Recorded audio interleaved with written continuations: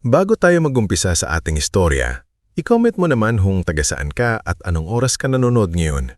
Malay mo, sa oras na binabasa o pinapakinggan mo ito, may isang katulad ni Salomea na tahimik lang sa sulok, pilit nang ngumiti kahit matagal nang naghihintay na mahalin ang sariling pamilya. Sa bayan ng San Aurelio, kilala ang apelidong Villaflor hindi dahil sa yaman, kundi dahil sa yabang na pilit nilang ipinapakita sa harap ng ibang tao. May maliit silang bahay na may lumang gate na kinakalawang na, pero kapag may bisita, sinisigurado ni Celerina Villaflor na malinis ang sala, mabango ang kurtina at nakapaskil sa pader ang mga medalya ng bunsong anak niyang si Mireya. Sa gilid ng pader na iyon, may isang lumang frame na halos natatakpan na ng alikabok. Larawan iyon ni Salomea Villaflor noong elementary graduation niya. Nakasuot siya ng simpleng puting damit, may hawak na certificate at pilit ang ngiti habang katabi ang kanyang lola na si Basilisa. Wala sa larawang iyon ang mga magulang niya.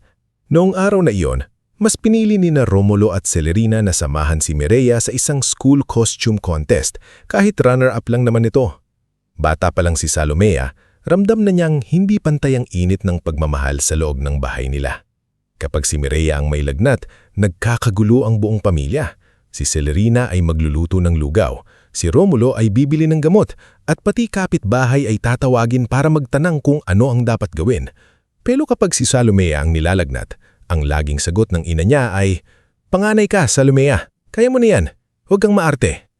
Noong 10 taong gulang siya, minsang umuwi si Salomea na may mataas na marka sa math at science. Dala-dala niya ang 2 papel na may pulang star sa itaas. Buong hapon niyang inalagaan ng mga papel na iyon sa loob ng bag. Takot siyang malukot dahil gusto niyang ipakita sa magulang niya. Pagdating niya sa bahay, nadatnan niyang masaya ang lahat dahil nakapag-perform si Mireya sa school program. Nakasabit pa sa leeg ng kapatid niya ang plastic medal na binili lang sa tindahan ng school supplies, pero kung ipagdiwang ni na Celerina at Romulo, ay parabang nanalo ito sa pambansang paligsahan. "Ma, pa," mahinang tawag ni Salomea habang hawak ang kanyang test papers. "Perfect po ako sa 2 exam." Hindi man lang tumayo si Celerina mula sa sofa. Tinignan lang niya ang papel at malamig na sumagot. "Dapat lang, wala ka namang ibang ginagawa kundi mag-aral. Tignan mo si Mireya, may talent, marunong humarap sa tao." Napahinto si Salomea. Kahit bata pa siya noon, ramdam niyang parang may maliit na batong nalaglag sa loob ng dibdib niya. Gusto niyang umiyak, pero naroon si Mireya, nakangiti habang kinakain ng spaghetti na niluto para sa kanya. "Ate Salomea," sabi ni Mireya noon, inosente pa ang mukha pero may bahid na ng pagmamalaki. "Pwede mo bang kunin yung juice ko sa kusina?" At dahil nakasanayan na ni Salomea na siya ang inaasahang susunod, tumanggo siya. Nilagay niya ang test paper sa lamesa, ngunit kinabukasan, nakita niya itong may mantsa ng kape at ginawang pamaypay ni Tia Amaranta, kapatid ni Celerina. "Sayang naman," bulong ni Salomea habang pinupunat ang gusot ni papel. Narinig siya ng lola niyang si Basilisa na ina ni Romulo na noon ay dumalaw sa kanila. Si Lola Basilisa lamang ang taong marunong tumingin kay Salomea na parang mahalaga siya. "Halika rito, apo," sabi ng matanda, marahang tinapik ang upuan sa tabi niya. Lumapit si Salomea, kagat ang labi.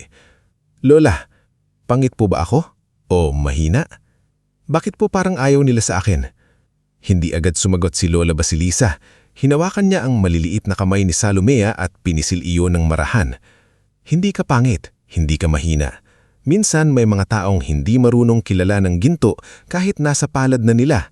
Pero tandaan mo, Salomea, hindi ibig sabihin na hindi ka nila pinapansin ay wala ka ng halaga." Iyon ang unang pangungusap na itinanim ni Lola Basilisa sa puso ni Salomea. Mula noon, kapag masakit ang salita ni Celerina, kapag nakikita niyang ipinagmamalaki si Mireya habang siya ay iniiwan sa kusina para maghugas ng pinggan, iyon ang inuulit niya sa sarili. "Hindi ako walang halaga." Lumipas ang mga taon at mas lalong luminaw ang pagkakaiba ng trato sa kanilang magkapatid. Si Mireya ay lumaking palabiti, maganda at husay ngumiti kapag may ibang tao. Kapag may bisita, siya ang pinapakanta, pinapasayaw at pinapaupo sa gitna. Si Salomea naman ang nasa kusina, naglalagay ng yelo sa baso, nag-aabot ng plato at naglilinis pagkatapos ng handaan. Kapag may reunion, laging sinasabi ni Celerina, "Itong si Mireya talaga ang pag-asa namin. Napakatalino, napakaganda, napakaswerte namin sa kanya." Minsan, may isang bisitang nagtanong, si Salomea po, kumusta na?" Sandaling natigilan si Celerina para bang nakalimutan niyang may isa pa siyang anak. Pagkatapos ay ngumiti siya ng pilit. Ay, si Salomea. Tahimik lang yan, mabait naman, masipag sa bahay. Masipag sa bahay. Yun lang lagi ang pagkakakilanlan sa kanya. Hindi anak, hindi pangarap, hindi karangalan, kundi kamay na tagalinis, paa na tagautos, likod na tagapasan. Nung high school si Salomea, natuto siyang magtrabaho sa maliit na bakery ni Aling Veridiana, isang byudang may malambot na boses pero matapang na loob. Tuwing hapon, pagkatapos ng klase, dumidiretso siya roon para maghugas ng trays, magbalot ng tinapay at maglinis ng display glass. Salomea, minsang sabi ni Aling Veridiana habang nagmamasa ng dough, bakit hindi ka nalang humingi sa magulang mo ng allowance? Bata ka pa para magtrabaho araw-araw. Ngumiti si Salomea pero mabigat ang mata. Ayoko na pong marinig na pabigat ako, Aling Veridiana. Napahinto ang matanda at tinitigan siya. Anak, hindi lahat ng sinasabi ng magulang ay katotohanan. Minsan, sugat lang din nila ang nagsasalita. Pero, bakit po ako ang nasusugatan? Hindi nakasagot si Aling Veridiana. Sa halip, binigyan niya si Salomea ng mainit na pandesal at isang maliit na supot ng ensaymada para iuwi. Sa bakery ring iyon unang nakilala ni Salomea si Chef Orestes Malvar. Hindi pa siya head chef noon. Isa lamang siyang dating hotel chef na bumalik sa San Aurelio matapos mapagod sa gulo ng Maynila. May dala siyang lumang leather notebook at laging nakasombrero. Pumupunta siya sa bakery ni Aling Veridiana para bumili ng tinapay pero napansin niya ang kakaibang sipag ni Salomea. Isang gabi, nakita niyang maingat na tinatanggal ni Salomea ang bahagyang nasunog na bahagi ng ilang tinapay at inihihiwalay ang mga hindi na dapat ibenta. Bakit mo hinihiwalay yan? Tanong ni Chef Orestes. Nagulat si Salomea. Kasi po, may pait na ang lasa.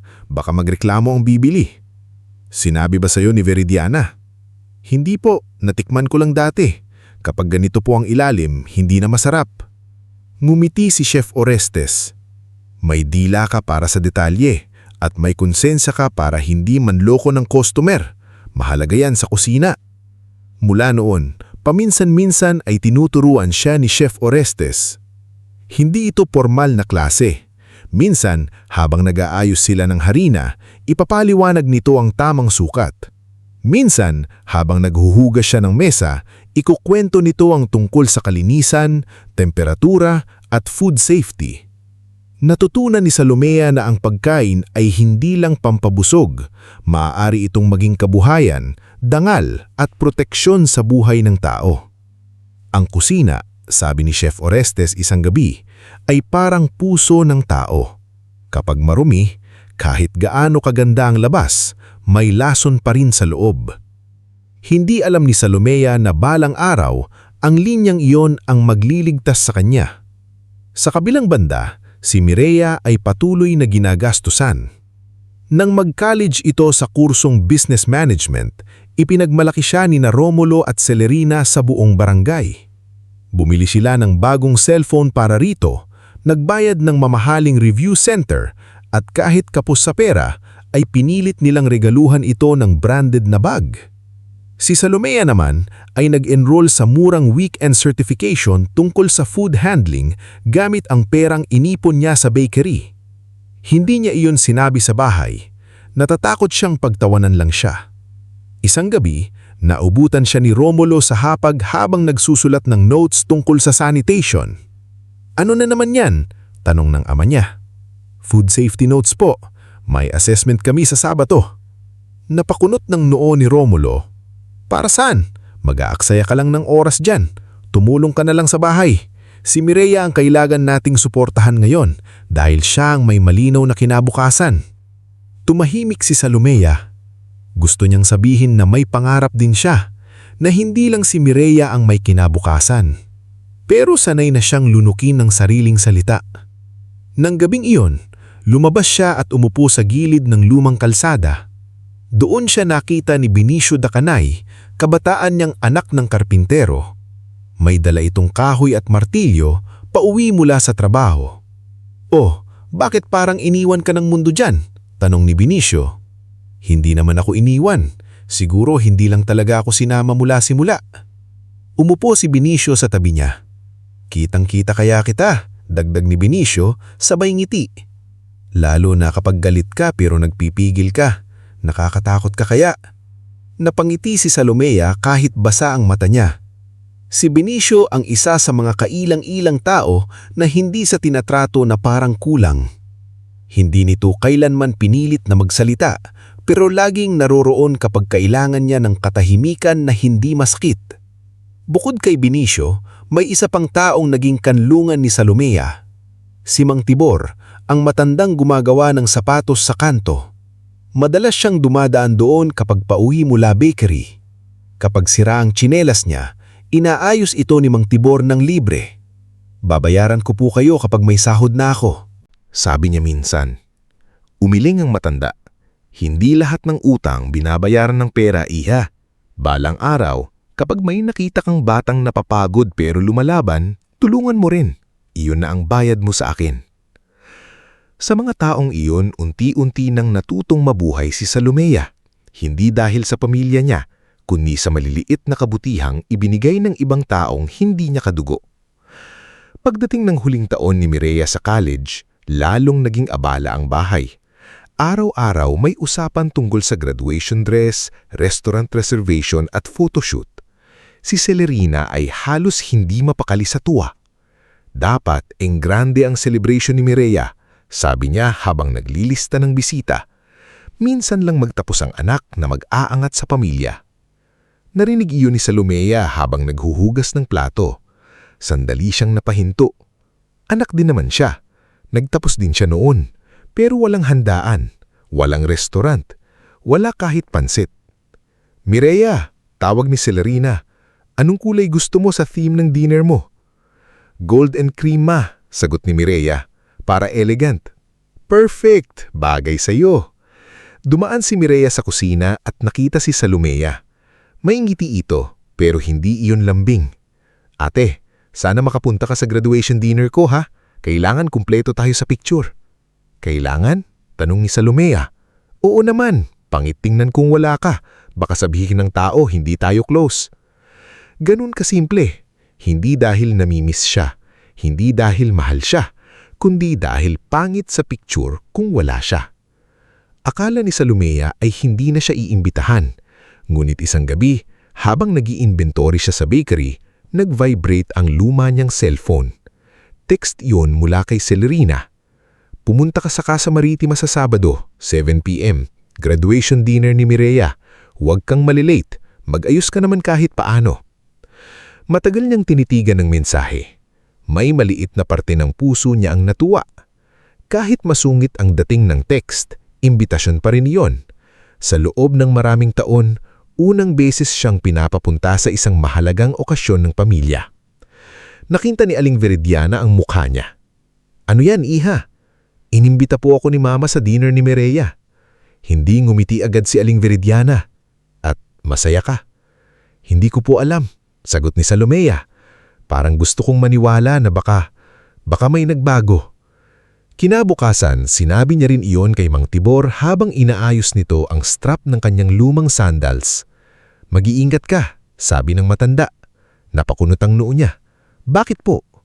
"May mga imbitasyon na galing sa pagmamahal. May mga imbitasyon din na galing sa pangangailangan. Alamin mo kung alin doon." Hindi nawala sa isip ni Salomea ang sinabi ni Mang Tibor. Pero kahit may kaba, pinili pa rin niyang pumunta. Sa loob niya, may batang Salomea pa ring naghihintay na baka sa wakas, kapag nakita siya ng pamilya sa mesa, tatawagin siyang anak ng walang kasamang pangmamaliit. Hindi niya alam na habang naghahanda siya ng simpleng regalo kay Mireya, isang handmade recipe journal na binalutan niya ng brown paper, may ibang paghahanda ring nangyayari sa kabilang panig. Sa sala ng bahay ng Villa Flor, nakaupo sina Romulo, Celerina, Mireya, Tia Amaranta at isang lalaking nakaabong Amerikana, si Attorney Nazario Quinto. Nasa mesa ang makapal na folder. Kailangan ba talaga sa dinner? Tanong ni Romulo, halatang nag-aalangan. Suminghal si Celerina. Doon siya hindi makakatanggi. Maraming tao. Mapapahiya siya kung mag-iinarte siya. Pero lupa iyon ni Nanay Basilisa. Mahinang sabi ni Romulo. At anak mo rin si Mireya. Kailangan natin ng puhunan para sa negosyo niya. Ano bang gagawin ni Salumea sa lupa? Magtatanim ng kangkong. Tumawa ng mahina si Tia Amaranta. Mas mabuti nang mapunta sa batang may panarap kaysa masayang sa anak na walang narating. Tahimik si Mireya, pero hindi siya tumutut. Tinignan niya lang ang folder at saka ang bagong manicure niya. Pipirma ba siya? Tanong ni Mireya. Ngumiti si Attorney Nazario. Oo, kung magiging maayos ang kondisyon niya, oo. Kailangan lang nating siguraduhin na hindi siya masyadong magtatanong. Hindi na nagtanong si Mireya. Hindi rin kumibo si Romulo. Sa gabing iyon, nagsimulang kumikot ang plano na maglalagay kay Salumea sa panganib. Samantala, sa maliit na kwarto ni Salumea, nakasabit ang simpleng damit niya. Planchado iyon ng maayos. Sa mesa, nakapatong ang recipe journal para kay Mireya. Bago matulog, kinuha niyang lumang larawan nila ni Lola Basilisa. Lola, sana tama ang pagpunta ko. Sana kahit minsan, hindi ako magsisi na pinili kong maniwala sa kanila. Sa labas, tahimik ang gabi. Ngunit sa katahimikang iyon, papalapit na ang hapunang magbubukas ng katotohanang matagal nang nakatado sa ngiti ng kanyang pamilya. Bago tayo muling magpatuloy sa ating istorya, i-comment mo naman kung taga saan ka at anong oras ka nanonood ngayon. Minsan, sa mga oras na tahimik ang paligid, doon natin mas naririnig ang bigat ng mga bagay na matagal nang kinikimkim ng puso. Tulad ni Salumea na sa kabila ng lahat ng sakit, pinili pa ring pumunta sa hapunang akala niya ay maaaring maging simula ng pagtanggap sa kanya. Kinabukasan matapos niyang matanggap ang text ni Celerina, maaga pa lang ay gising na si Salumea. Hindi dahil excited siya na parang batang dadalo sa piyesta, kundi dahil kinakabahan siya. May kakaibang bigat sa dibdib niya habang nakatingin sa simpleng damit na nakasabit sa pako ng kanyang kwarto. Kulay bughaw iyon, luma pero malinis. May kaunting tahi sa gilid na inayos niya mismo noong nakaraang gabi. Sa maliit na mesa, nakapatong ang regalo niya kay Mireya, ang handmade recipe journal na ilang gabi niyang pinagpuyatan. Hindi mamahali ng materyales, pero bawat pahina noon ay maingat niyang nilagyan ng disenyo. May mga blankong recipe pages, may munting quotes tungkol sa pagkain at sa unang pahina ay isinulat niya ang simpleng mensahe. Para kay Mireya, sana balang araw may maluto kang bagay na magpapasaya sa ibang tao, hindi lang sa sarili mo. Ate Salumea. Matagal niyang tinitigan ang linyang iyon. Napaisip siya kung masyado ba itong matapang o masyado namang malungkot. Pero hindi na niya binura. Iyon ang totoo. Pagdating ng hapon, dumaan muna siya sa bakery ni Aling Veridiana para magpaalam. Nadatnan niya ang matanda na nagsasalansan ng bagong lutong munay sa tray. Amoy mantikilya ang buong paligid at panandali ang gumaan ang kaba sa dibdib ni Salumea. Ang ganda mo, hiha, sabi ni Aling Veridiana nang makita siya. Napayuko si Salumea. Simple lang po ito. Hindi damit ang nagpapaganda sa iyo. Yung mukha mong marunong magtiis kahit pagod na. Napangiti si Salumea, ngunit agad ding natakpan ng kaba ang ngiting iyon. Aling Veridiana, kung sakaling hindi maging maganda ang gabi, lumapit ang matanda at hinawakan ng kamay niya. Huwag mong uunahan ng takot, pero huwag mo ring isusuko ang pakiramdam mong may mali.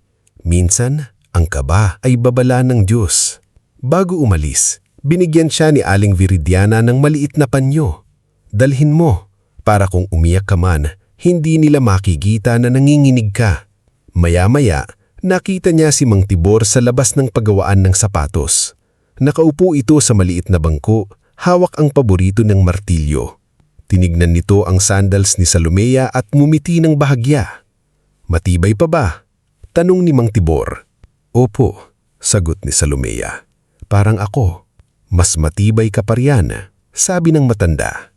Pero tandaan mo, kahit gaano katibay ang sapatos, Hindi ibig sabihin kailangan nitong tapakan lahat ng putik. Natahimik si Salomea.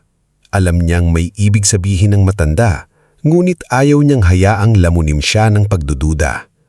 Gusto niyang pumunta sa Casa Maritima na may natitirang paniniwala na kahit paano, pamilya pa rin niya ang naghihintay doon. Pagdating ng 6:30, naglakad siya papunta sa sakayan. Ngunit bago pa siya makasakay, dumating si Benicio sakay ng lumang motorsiklo ng ama niya. "Salomea," tawag nito. "Ihahatid kita." Umiling siya. "Huwag na, Benicio. Kaya ko." "Kaya mo, oo. Pero hindi masamang may kasama ka." "Gusto kong pumunta mag-isa. Kailangan kong harapin ito ng mag-isa. Kung mabuti ang mangyari, gusto kong ako mismo ang makita. Kung masama, gusto kong malaman kung hindi ako nagtago." Matagal siyang tinignan ni Benicio. Kitang-kita sa mukha nito ang pag-aalala, ngunit hindi siya pinilit. "Sige," sabi nito, "pero tatawag ka kapag kailangan mo, kahit isang missed call lang." Tumanggo si Salomea. "Salamat." Habang papalayo ang sinasakyan niyang jeep, nanatili si Benicio sa gilid ng kalsada, nakatingin hanggang sa mawala siya sa mata nito. Ang Casa Maritima ay isa sa pinakamamahaling restaurant sa bayan. May malaking salaming pinto, ilaw na parang kristal at mga waiter na nakasuot ng itim at puti. Pagpasok ni Salomea, unang bumundag sa kanya ang lamig ng hangin ng aircon at tunog ng mahihinang tawanan mula sa reserved area. Nandoon na halos lahat. Si Mireya, nakasuot ng cream dress na may gintong detalye, nakaupo sa gitna na parang prinsesa. Katabi niya si Jorvan, ang boyfriend niyang laging nakangiti parang may alam na sikreto. Nanroon sina Romulo at Celerina, si Tia Amaranta, ilang pinsan, si Dr. Calista Rebanal na ninang ni Mireya, at si Selmo na kilalang mahilig magbiro kahit nakakasakit na. Nang makita siya ni Mireya, kumamay siya ng malaki. "Ate, buti nakarating ka. Akala ko hindi ka papayagan sa trabaho mo." Nagtawanan ng ilang pinsan. Si Salomea ay ngumiti ng mahina. "Maaga po ako nagpaalam," sagot niya. Tumayo si Celerina at sinipat siya mula ulo hanggang paa. "Buti naman nag-ayos ka kahit paano. Halika, maupo ka rito." Ang upuang itinuro nito ay nasa dulo ng mesa, malapit sa service area, malayo sa gitna kung saan nakaupo si Mireya. Parang bisita siyang isinama dahil kailangan lang punuin ang upuan. Habang papalapit si Salomea, narinig niya si Selur na bumulong sa katabi. Mukhang staff, hindi guest. May sumingot ng tawa. Napahigpit ang hawak ni Salomea sa paper bag na may regalo. Umupo siya ng tahimik at inilapag iyon sa tabi ng plato ni Mireya. "Para sa'yo," sabi niya. Tinignan ni Mireya ang paper bag. "Ano to?" "Recipe journal, ginawa ko." Binuksan ni Mireya ang bag, sinilip ang loob at ngumiti ng pilit. "Ay, handmade. Ang effort naman." Si Jorvan ay bahagyang natawa. "Uso pa pala yan? Akala ko lahat digital na ngayon." Hindi sumagot si Salomea. Sanay na siya sa ganoong mga salita, pero hindi ibig sabihin hindi pa rin tumatama. Ilang minuto pa lamang ang lumipas nang magsimulang mag-toast si Romulo. Tumayo siya habang hawak ang baso. "Para sa anak naming si Mireya," sabi niya, puno ng pagmamalaki ang boses. Ang patunay na kapag ang isang bata ay minahal, sinuportahan at inalagaan, magiging matagumpay. Parang may dahan-dahang humagod na kutsilyo sa dibdib ni Salomea. Kung ang isang anak pala ay minahal at sinuportahan, magiging matagumpay. Ano ang ibig sabihin noon para sa kanya? Na hindi siya minahal dahil hindi siya matagumpay? O hindi siya naging matagumpay sa paningin nila dahil hindi siya minahal? Nagpalakpakan ng lahat. Si Mireya ay ngumiti, tumayo at yumakap sa mga magulang nila. Si Salomea ay nanatiling nakaupo, pumapalakpak ng mahina. Pilit itinatago ang kirot. Pagkatapos ng unang putahe, biglang naglabas si Attorney Nazario ng folder mula sa kanyang bag. Hindi iyon nakaligtas sa mata ni Salomea. "Habang nandito tayo," sabi ni Celerina, "may maliit lang tayong aayusin. Pamilya naman ito." Napatingin si Salomea sa folder. "Ano po yan?" Ngumiti si Attorney Nazario. "Wala kang dapat ikabahala, hiha. Dokumento lamang tungkol sa lupang naiwan ng iyong lola Basilisa. Mas praktikal kasi kung mapakinabangan ito ng buong pamilya." "Anong ibig sabihin ng mapakinabangan?" tanong ni Salomea. Sumabat si Mireya. Ate, huwag mo nang pahirapan. Alam mo namang gusto naming magtayo ng business. Sayang naman yung lupa kung nakatiwangwang lang. Hindi nakatiwangwang iyon, mahinang sagot ni Salomea. Lupa iyon ni Lola, at sa pagkataalam ko, sa akin niya iniwan. Nagbago ang timpla ng mukha ni Celerina. Mula sa pilit ng ngiti, naging matalim ang tingin nito. Sa'yo iniwan dahil naawa sa'yo, sabi niya. Pero pamilya tayo. Kung may silbi ka sa amin, ito na iyon. Kumirot ang lalamunan ni Salomea. May silbi. Tumihim si Romulo, halatang naiilang. Anak, huwag mong palakihin. Pirma lang ito para sa ikabubuti ng lahat. Pwede ko po bang basahin muna? Nagkatinginan sina Celerina at Attorney Nazario. Mahaba yan, sabi ng abogado. Legal terms, baka malito ka lang. Mas gusto ko pong malito habang nagbabasa kesa pumirma ng walang alam. Biglang tumawa si Tia Amaranta. Ay, marunong na palang sumagot na yon. Dati tahimik lang yan. Nag-init ang mukha ni Salomea pero hindi siya umiyak. Naramdaman niyang may kakaiba. Hindi na ito simpleng dinner. May dahilan kung bakit siya pinapunta. May dahilan kung bakit nasa mesa ang abogadong iyon. Sa kusina ng Casa Martima, abala ang lahat sa paghahanda ng main course. Si Chef Orestes Malvar ang head chef ng gabing iyon. Hindi niya alam na naroon si Salomea hanggang sa makita niya ito sa maliit na monitor ng CCTV malapit sa kitchen office. Napahinto siya. Chef, tawag ni Rian Tolentino, ang assistant chef niyang mabilis at mapagmasid. May problema po? Tinitigan ni Chef Orestes ang screen. Kilala ko ang babaeng iyon. Yung nasa dulo ng table? Oo, si Salomea. Sa screen, kitang-kita niya ang mukha ni Salomea. Mahinahon sa labas. Pero alam ni Chef Orestes ang itsura ng taong nang pipigil masaktan. Nakita niya noon ng bakery ni Verdiana. Bumalik siya sa plating station, ngunit may isang esena na nakuha ang pansin niya. Si Poldo, isang waiter na pansamantala lang kinuha ng restaurant para sa gabing iyon, ay nakatayo malapit sa beverage counter. May maliit itong vial na mabilis niyang binuksan at itinapat sa isang baso ng iced tea. Poldo, tawag ni Chef Orestes, malamig ang boses. Ano yan? Nagulat si Poldo at muntik mabitawan ng vial. Wala po, Chef. Flavoring lang po. Flavoring? Lumapit si Chef Orestes. Sa iced tea na ready ng ihain? Namuti ang labi ni Poldo. Utusan lang po ako. Narrow ang tingin ni Chef Orestes. Kanino papunta ang basong yan? Hindi sumagot si Poldo. Ngunit sa tray, may maliit na folded table marker. Seat 14. Si Salomea. Agad na lumapit si Rian. Chef, may nakita rin po akong lalaki kanina sa side entrance. Kinausap si Poldo. Parang kasama ng guest sa private table. Tingnan mo CCTV sa hallway. Utos ni Chef Orestes. Ngayon din. Pumasok si Rian sa maliit na office. Ilang sandali lang, bumalik siya. Hawak ang tablet. Chef, ito po, yung lalaking kumausap kay Poldo, lumapit din kay Sir Jorvan bago pumasok sa kitchen hallway. Tahimik na pinanood ni Chef Orestes ang video. Kitang-kita sa footage na may iniabot na sobre ang tauhan ni Jorvan kay Poldo. Hindi ito aksidente, sabi ni Chef Orestes. Lason po ba? Kabadong tanong ni Rian. Hindi ko alam, pero kahit ano pa yan, hindi dapat mapunta sa kanya. Kinuha ni Chef Orestes ang baso at inamoy. Walang kakaibang amoy, ngunit alam niyang may mga pampahilo na halos walang lasa kapag hinalo sa matamis na inumin. Hindi niya kailangang maging doktor para maintindihang may masamang plano.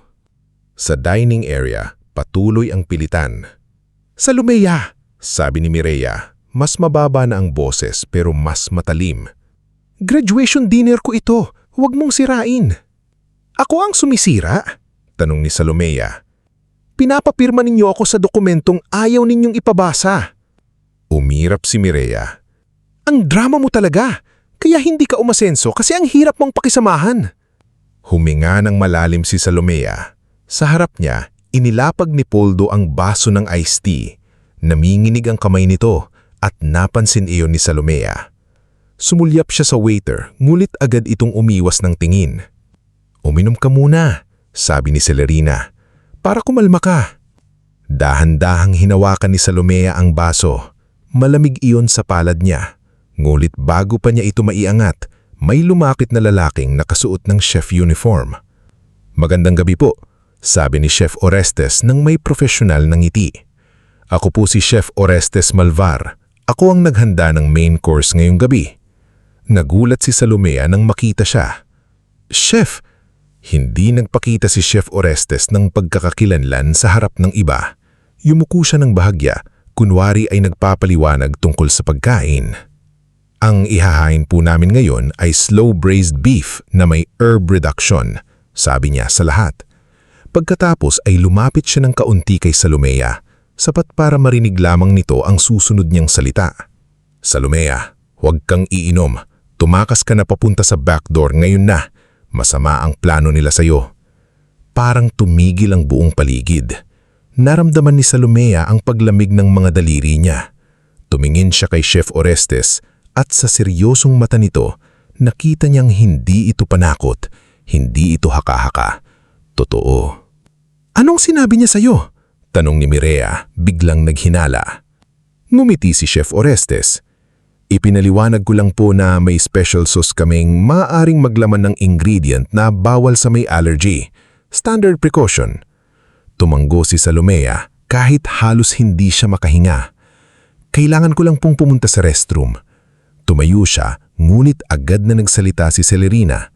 "Mamaya na, pipirma ka muna." "Ma," sabi ni Salomea, pinilit gawing kalmado ang boses. "Restroom lang." Bago pa makasagot si Celerina, sinadya ni Chef Orestes na mabangga ang isang waiter na may dalang tray.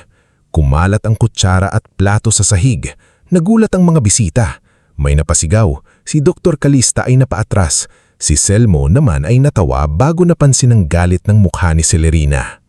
Sa gitna ng gulong iyon, naglakad si Salomea labas ng private dining area. Hindi siya tumakbo. Alam niyang kapag tumakbo siya, hahabulin siya. Naglakad siya na parang pupunta lang sa restroom, ngunit pagliko niya sa hallway, naroon si Rian. "Ma'am Salomea?" Mabilis nitong tanong. Tumanggo siya. "Dito po, bilisan natin." Dinala si Rian sa service corridor. Naririnig pa rin ni Salomea ang mga boses mula sa dining area. "Nasaan si Salomea?" Boses iyon ni Celerina. "Restroom daw," sagot ni Mireya. "Puntahan mo," utos ni Tia Amaranta. Bumilis ang tibok ng puso ni Salomea.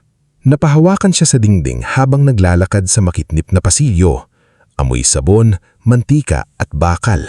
Sa bawat hakbang, parang unti-unting nababasag ang huling ilusyon niya. Hindi siya inimbitahan dahil mahal siya. Inimbitahan siya dahil may kailangan silang agawin. Pagdating sa backdoor, naroon si Chef Orestes. Hawak niya ang maliit na flash drive at isang brown envelope. "Salomea," sabi ni Chef Orestes, "nasa flash drive ang kopya ng CCTV. Nasa envelope ang litrato ng baso at pangalan ng waiter. Kailangan mong umalis ngayon." Nanginginig ang labi niya. "Chef, bakit nila gagawin ito?" Saglit na naninimuho si Chef Orestes. "Dahil may mga taong kapag hindi ka nila kayang mahalin, gusto ka na lang nilang kontrolin." Tumulo ang luha ni Salomea, ngulit mabilis niya itong pinahid gamit ang panyong bigay ni Aling Veridiana. "Akala ko po, baka ngayong gabi." Hindi niya natapos ang pangungusap. Alam ni Chef Orestes ang ibig niyang sabihin. Baka ngayong gabi, tatanggapin na siya. Baka ngayong gabi, anak na siya. "Hindi ikaw ang may pagkukulang," sabi ni Chef Orestes. "Tandaan mo yan." Pagkabukas ng backdoor, sinalubong siya ng malamig na hangin sa likod ng restaurant. Madilim ang eskinita, ngulit may ilaw mula sa poste. At doon, sa hindi inaasahang pagkakataon, nakita niya si Benicio. Nakatayo ito sa tabi ng motorsiklo, halatang matagal nang naghihintay. "Benicio," gulat niyang sabi. Lumapit ito agad. "Hindi ako mapakali. Sinundan kita. Anong nangyari?" Hindi na nakapagsalita si Salomea. Nang makita niya ang mukha ni Benicio, doon tuluyang bumigay ang tapang niya. Gulit hindi siya bumagsak. Hinawakan lang niya ang envelope at flash drive na para bang iyon na ang natitirang proteksyon niya. "Kailangan na nating umalis," sabi ni Chef Orestes, bago nila malaman. Tumanggo si Benicio. "Sakay ka." Habang sumasakay si Salomea sa motorsiklo mula sa loob ng restaurant ay narinig nila ang galit na sigaw ni Celerina. "Hanapin ninyo siya! Hindi siya pwedeng umalis!" Napapikit si Salomea. Ilang segundo lang at umandar ang motorsiklo. Naiwan sa likod nila ang magarang ilaw ng Casa Maritima, ang mesang puno ng kasinungalingan at ang pamilyang handang sirain siya para sa lupa. Dinala siya ni Benicio sa bahay ni Aling Veridiana. Pagdating nila, agad silang pinapasok ng matanda na tila inaasahan ng may masamang nangyari. "Hiha," bulong ni Aling Veridiana nang makita ang mukha ni Salomea. Hindi na nagpigil si Salomea. Umiyak siya, hindi malakas, hindi pasigaw, kundi tahimik na iyak ng taong matagal nang pinipigilan ang sarili. "Nagkamali po ako," sabi niya. "Akala ko, pamilya pa rin sila." Hinaplos ni Aling Veridiana ang likod niya. Pamilya sila ng dugo, pero hindi lahat ng kadugo marunong maging tahanan. Daupo si Salomea sa maliit na mesa ng bakery. Nasa harap niya ang flash drive, envelope at ang panyong basa na sa luha. Naroon si Benicio, tahimik pero alerto. Naroon din si Chef Orestes at Rian na dumating makalipas ang ilang minuto dala ang isa pang kopya ng footage. "Anong gagawin ko ngayon?" tanong si Salomea, halos pabulong. Si Chef Orestes ang ulang sumagot. "Hindi ka na tatahimik." Tumingin siya rito. "Hindi ibig sabihin kailangan mong magwala," dagdag nito, "pero kailangan mong protektahan ang sarili mo. Protektahan mo ang lupa ng lola mo. Protektahan mo ang kinabukasan mo." Hinawakan ni Salomea ang flash drive. Sa unang pagkakataon sa buhay niya, hindi takot ang nanaig sa dibdib niya. Masakit, oo, wasak ang ilusyon niya. Pero sa ilalim ng sakit, may munting apoy na nagsimulang mabuhay. "Hindi na ako pipirma," sabi niya. Tumanggo si Benicio. "Hindi ka namin hahayaang mag-isa." Tumingin si Salomea sa kanila, kay Aling Veridiana, kay Chef Orestes, kay Rian, kay Benicio. Wala roon ang sariling mga magulang niya, wala roon si Mireya. Pero sa munting bakery na amoy tinapay at pagod, naramdaman niya ang unang uri ng pamilyang hindi nangihingi ng kapalit para kumampi. Sa kabilang dako, sa Casa Maritima, galit na galit si Celerina habang hinahalungkat ng mga waiter ang restroom at hallway. "Wala siya, ma," sabi ni Mireya, namumutla. Si Romulo ay nakaupo pa rin, nakatingin sa basong hindi ininom ni Salomea. Sa unang pagkakataon, may takot sa mukha niya. Si Attorney Nazario ay pabulong na sinabi, "Kailangan nating malaman kung may dala siyang ebidensya." Napatigil si Mireya. Ebidensya. Hindi sumagot si Jorvan. Hangsalip ay kinuha niya ang cellphone niya at may tinawag. Habang ang pamilya ni Salomea ay kinakain ng kaba sa loob ng restaurant, si Salomea naman ay nasa munting bakery, hawak ang unang patunay na hindi na niya kailangang magmakaawa para paniwalaan. Noong gabing iyon, hindi lang siya tumakas sa masamang plano. Tumakas siya mula sa lumang Salomea na laging nananahimik hanggat inaapakan. At sa unang pagkakataon, pinili niyang lumaban. Bago tayo magpatuloy sa ating istorya, i-comment mo naman kung taga saan ka at anong oras ka nanonood ngayon. Sa puntong ito ng buhay ni Salomea, hindi na nakaiyak lang sa isang sulok ang sapat. Dahil may mga pagkakataon sa buhay na kapag ang sariling pamilya na ang gumagawa ng paraan para agawan ka ng karapatan, kailangan mo nang matutong lumaban. Hindi para maghiganti agad, kundi para hindi na muling yurakan. Kinabukasan matapos ang gabing muntik nang mapirmahan ni Salomea ang dokumentong mag-aagaw sa lupa ni Lola Basilisa, hindi agad siya nakatulog. Magdamag siyang nakaupo sa maliit na kusina ng bakery ni Aling Veridiana. Hawak ang flash drive na ibinigay ni Chef Orestes. Sa labas, unti-unting sumisikat ang araw, pero sa dibdib niya ay parang may bagyong hindi pa humuhupay. "Uminom ka muna ng kape, hiha," mahinang sabi ni Aling Veridiana nang hinalapag ang tasa sa harap niya. Tinignan ni Salomea ang kape, pero hindi niya agad hinawakan. "Aling Veridiana, kung hindi lumapit si Chef Orestes, baka napapirmahan niyo ako." Pero hindi nangyari, sagot ng matanda. Dahil may taong hindi pumayag na masaktan ka. Napatingin si Salomea kay Chef Orestes na nakatayo malapit sa pintuan, kausap si Rihan sa telepono. Si Benicio naman ay nasa labas, nagbabantay dahil ilang beses nang may tumatawag sa cellphone ni Salomea mula sa number ni Celerina, Romulo at Mireya. Hindi niya sinasagot. Hindi pa niya kaya. Ilang sandali pa, pumasok si Benicio. May dalawang lalaki kanina sa kabilang kanto, parang naghahanap. Hindi ko alam kung tauhan ni Jorvan o kina Tia Amaranta. Biglang nanikip ang dibdib ni Salomea. Hinahanap nila ako? Posible, sagot ni Benicio. Pero umalis din agad nang makita nilang may mga tao sa bakery. Huminga ng malalim si Chef Orestes. Hindi na tayo pwedeng maghintay. Kailangan nating puntahan ang lupang iniwan ng lola mo. Kung iyon ang pakay nila, kailangan mong malaman kung ano talaga ang nandoon.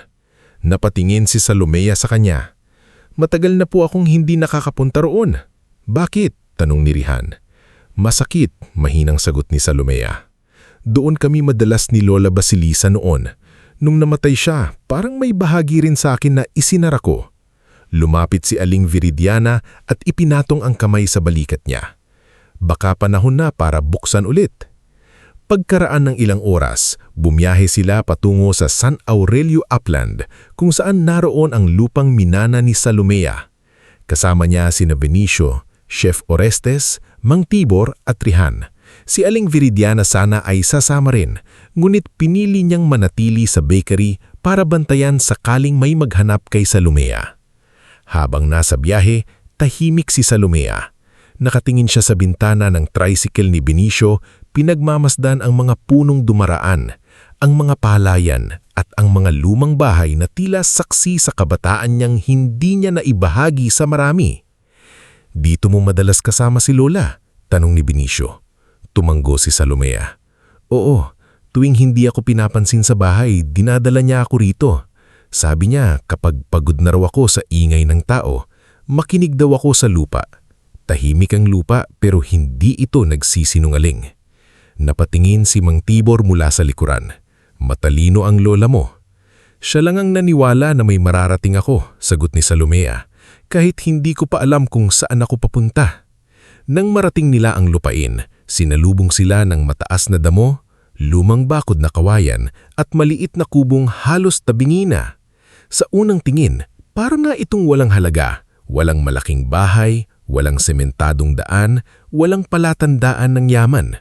Pero habang papasok sila, napansin ni Chef Orestes ang kakaibang amoy ng hangin. Kalamansi, sabi niya. Napatingin si Salomea. Ano po? Lumapit si Chef Orestes sa isang hanay ng mga punong halos natatakpan ng ligaw na halaman. Matatandang puno ito, hindi karaniwang tanim. Amoy palang malakas na ang langis sa balat ng bunga. Lumapit din si Rihan at pumitas ng isang dahon mula sa halaman sa gilid. Chef, herb ba ito? Kinuha ni Chef Orestes ang dahon, kuskus sa daliri at inamoy. Native basil, matagal nang tumutubo rito at mukhang hindi lang isa. Si Salomea naman ay dahan-dahang lumakad papunta sa gitna ng lupa. Habang inaabot ng hangin ang mukha niya, biglang bumalik sa kanya ang alaala ng kanyang lola. Nakita niya sa isip ang matandang si Basilisa na nakayuko habang nagtatanim, may panyo sa ulo at may ngiting laging may baong lakas. Salomea, tila naririnig pa niya ang boses nito. Ang tanim, parang tao. Kapag pinabayaan, nalalanta. Pero kapag binalikan at inalagaan, may paraan pa ring mabuhay. Napahawak si Salomea sa dibdib. Lola! Sa loob ng kubo, may lumang baol na gawa ng kahoy. Kinailangan pang tulungan ni Benicio na buksan iyon dahil kinakalawang na ang kandado. Nang bumigay ang tikip, nakita nila ang ilang lumang larawan, panyo, notebook at isang sobre na may pangalan ni Salomea. Nanginginig ang kamay niyang kinuha iyon. Basahin mo, mahinang sabi ni Mang Tibor. Binuksan ni Salomea ang sobre. Sa loob ay sulat kamay ni Lola Basilisa. Apo kong Salomea, kung nababasa mo ito, ibig sabihin panahon na para bumalik ka sa lupang ito. Huwag mong ibibenta. Maraming tatawa dahil akala nila damo lang ang nandito, pero ang lupaing ito ang bumuhay sa atin noon. May native cacao sa bandang likod, may matandang kalamansi, may herbs na hindi basta nakikita sa palengke. Kung matututunan mong alagaan, hindi ka nito papabayaan. At higit sa lahat, huwag mong ibibigay ang karapatan mo sa taong hindi marunong kumilala ng pagod mo. Hindi natapos ni Salomea ang pagbabasa ng hindi umiiyak. Gulit kakaiba ang luhang iyon. Hindi na iyon luha ng anak na nagmamakaawa sa pagmamahal. Luha iyon ng apo na ngayon lang naunawaan na ang mana sa kanya ay hindi simpleng lupa. Ito ay tiwala. Hindi pala walang halaga, bulbul niya. Hindi, sagot ni Chef Orestes habang nakatingin sa paligid. Sa tamang kamay, pwede itong maging kabuhayan. Naglakad sila hanggang sa likod ng lupa at nakita nga nila ang ilang lumang puno ng kakao. May mga bunga pa kahit hindi naaalagaan ng maayos. May mga halamang ligaw na pwedeng linisin, may maliit na daluyan ng tubig, at may bahagi ng lupa na pwedeng gawing taniman muli. Salomea, sabi ni Rihan, kung aayusin ito, maganda itong source ng ingredients, hindi ka naaasa sa palengke. Hindi agad sumagot si Salomea. Sa isip niya, ang lupaing ito ay dati niyang iniiwasan dahil puno ito ng alaala. Ngayon, tila ito pala ang huling bagay na iniwan ni Lola Basilisa para hilain siya palabas sa buhay na puno ng panliliit. Ngunit, habang nagsisimula pa lang siyang makakita ng pag-asa, nagsisimula na rin ang panibagong pag-akake ng kanyang pamilya. Pagbalik nila sa bayan, napansin agad ni Vinicio na may kakaiba. May ilang taong nakatingin kay Salomea sa kalsada. May bumubulong, may umiiwas. Nang dumaan sila sa tindahan ni Aling Priscilla, narinig ni Salomea ang isang babae. Siya ba yung nanggulo sa graduation dinner ng kapatid niya? Yan daw, sagot ng isa. Sabi sa post ng pinsan niya, inggit na inggit daw sa kapatid. Nanlamig ang mukha ni Salomea. Pagdating sa bakery, sinalubong sila ni Aling Veridiana na may hawak na cellphone. Hiha, kailangan mong makita ito. Sa screen, nakapost ang pangalan ni Selmo. May larawan ni Salomea mula sa dinner, nakaupo sa dulo ng mesa. Ang caption ay puno ng masasakit na paratang na sinira raw niya ang graduation celebration ni Mireya, na nagwala raw siya dahil ayaw niyang pumirma sa legal family arrangement, at may pahahig pa na matagal na raw itong may problema sa pag-iisip. Napaupo si Salomea. Hindi totoo, sabi niya, halos pabulong. Alam namin, sabi ni Vinicio, galit ang boses, pero marami ang hindi. Ilang sandali pa, tumawag si Celerina. Sa pagkakataong giyon, sinagot ni Salomea. Inilagay niya sa loudspeaker para marinig ng lahat. Salomea! Sigaw ni Celerina sa kabilang linya. Ano bang pinagagawa mo? Pinapahiya mo kami. Ako po ang nagpapahiya sa inyo? Tanong ni Salomea, pilit kalmado. Kung bumalik ka lang kagabi at pumirma ng maayos, wala sanang gulo. Napapikit si Salomea. Alam ko na po ang nilagay sa inumin ko. Sandaling natahimik ang kabilang linya. Pagkatapos ay matigas na tumawa si Celerina. Ano na namang drama yan? Sinisiraan mo na naman kami. May CCTV po. Nabingi ang katahimikan sa kabilang linya. Ilang segundo bago muling nagsalita si Celerina pero wala na ang dating tapang sa boses niya. Umuwi ka, pag-usapan natin. Hindi po ako uuwi. Anak kita. Doon napahigpit ng hawak ni Salomea sa cellphone. Ngayon niyo lang po naalala. Pinatay niya ang tawag. Nanginginig ang kamay niya, ngunit hindi siya nagsisi. Sa unang pagkakataon, hindi niya tinapos ang usapan bilang talunan. Kinahapunan, dinala si Chef Orestes sa isang maliit ngunit maayos na opisina sa bayan. Doon nila nakilala si Attorney Leontina Bascos, isang babaeng abogado na may salaming bilog, maigsing buhok at boses na direkto ngunit hindi malamig. Umupo ka, Salomea, sabi ni Attorney Leontina matapos marinig ang buod ng nangyari. Hindi kita tatanungin kung bakit hindi ka lumaban noon. Ang itatanong ko lang, handa ka na bang lumaban ngayon? Napatingin si Salomea sa kanya. Takot po ako. Normal iyon. Pamilya ko po sila. Mas masakit iyon. Paano kung sabihin ng mga tao na masama akong anak? Ibinaba ni Attorney Leontina ang hawak na papel. Ang pagiging mabuting anak ay hindi ibig sabihin na papayag kang abusuhin, at ang pagiging pamilya ay hindi lisensya para magnakaw ng karapatan. Tahimik na tumulo ang luha ni Salomea. Sinuri ni Attorney Leontina ang kopya ng CCTV, larawan ng baso, pangalan ni Poldo, at ang draft ng dokumentong gustong papirmahan sa kanya. Habang binabasa ang papeles, lalong kumunot ang noo nito. Quitclaim ito, sabi ng abogado. Kapag pinirmahan mo ito, halos isinusuko mo ang karapatan mo sa lupa. At ang mas masama, nakasulat dito na voluntaryo mong binibigay kapalit ng maliit na halaga. Wala naman po silang sinabing may bayad.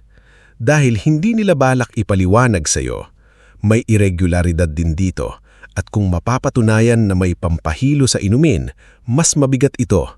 Napahawak ni Rihan sa bibig. Si Benicio naman ay napamura ng mahina pero agad ding humingi ng paumanhin. Attorney, ano po ang dapat gawin? Tanong ni Salomea. Magsisimula tayo sa demand letter. Ipapapreserve natin ang CCTV ng restaurant. Kukunin natin ang statement ni Chef Orestes, ni Rihan, at kung maaari, pati ng waiter na si Poldo. Kasabay nito, kailangan mong linisin ang pangalan mo dahil may paninirang nangyayari online. Hindi ko po kayang humarap sa maraming tao. Hindi mo kailangang sumigaw, sabi ni Attorney Leontina. Kailangan mo lang magsabi ng totoo sa tamang lugar. Ang gabing iyon ang naging simula ng tahimik ngunit matibay na pagharap ni Salomea. Hindi niya sinagot ang bawat masasamang komento. Hindi siya nag-post ng mahabang paliwanag. Sa halip, nakipagtulingan siya kay Attorney Leontina. Inipon nila ang ebidensya. Kinausap nila si Chef Orestes at Rihan.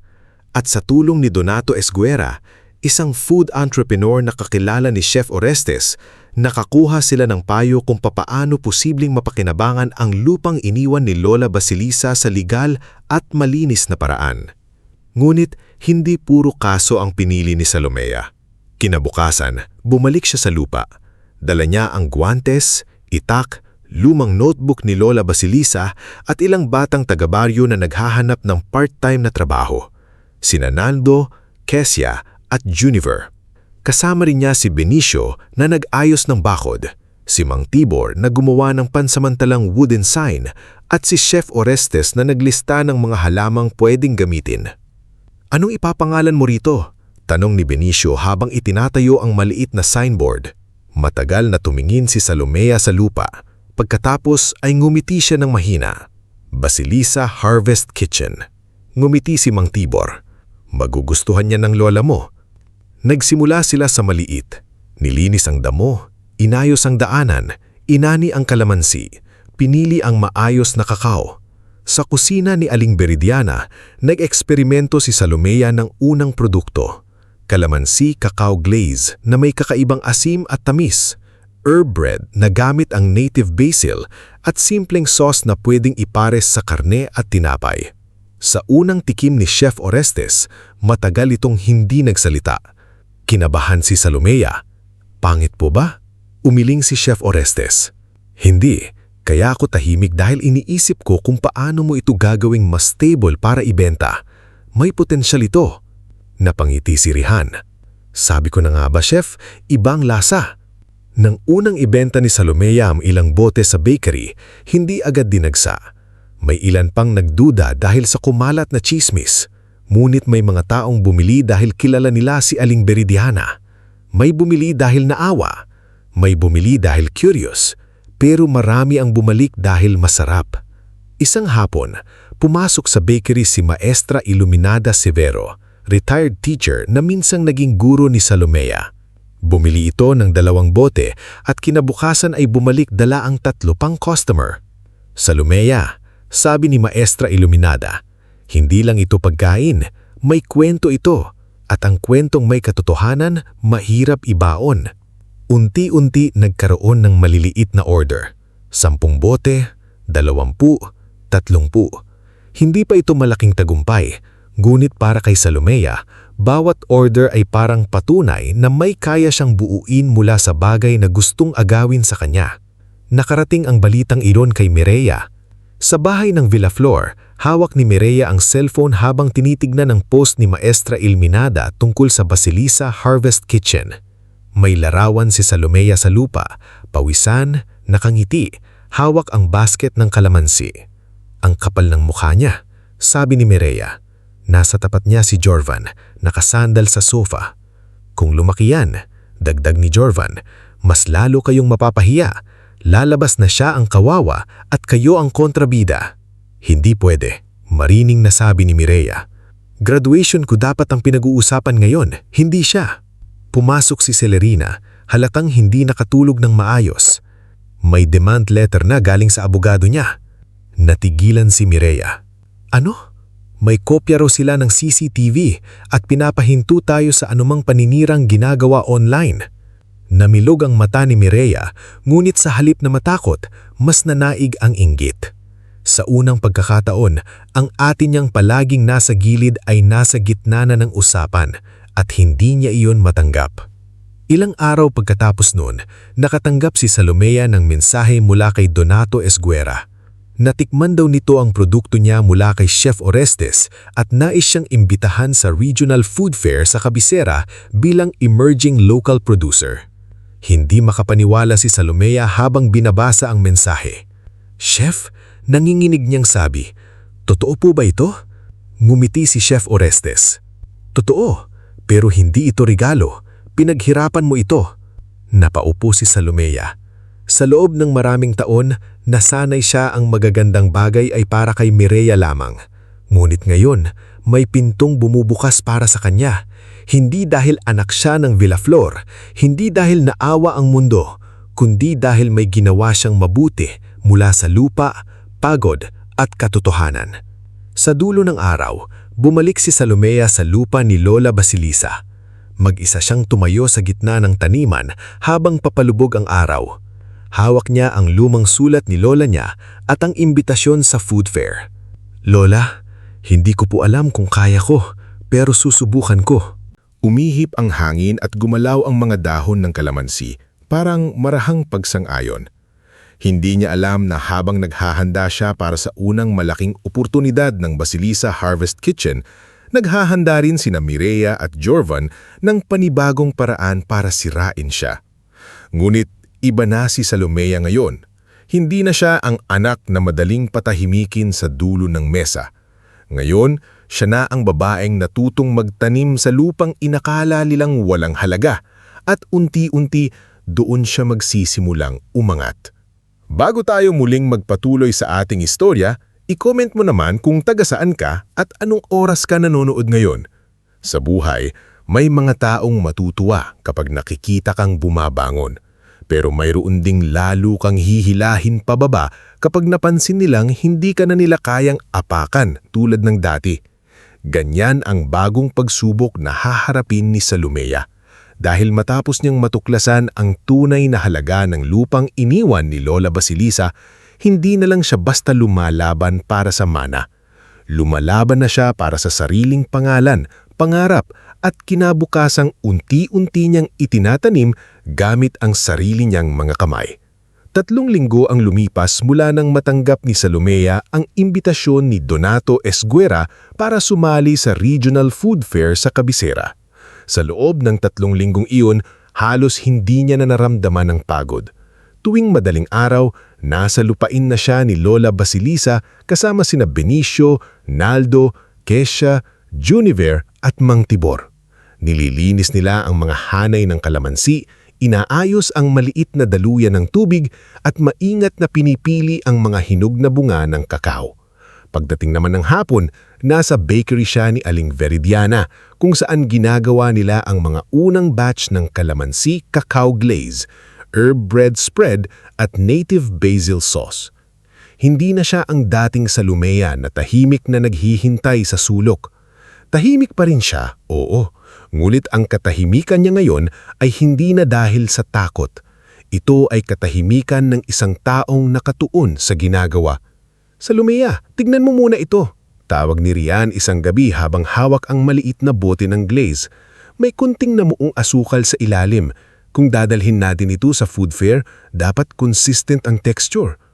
Lumapit si Salomea at maingat na inikot ang bote sa ilaw. Baka dahil sa temperature kagabi, mas malamig sa storage. Tumanggo si Chef Orestes na nakatayo sa tabi ng mesa. Tama, hindi lang lasa ang ibinebenta mo roon, ibebenta mo rin ang tiwala. Kapag sinabi mong malinis, dapat malinis. Kapag sinabing pare-pareho ang quality, dapat mapatunayan mo. Gagawan ko po ng bagong batch, sabi ni Salomea.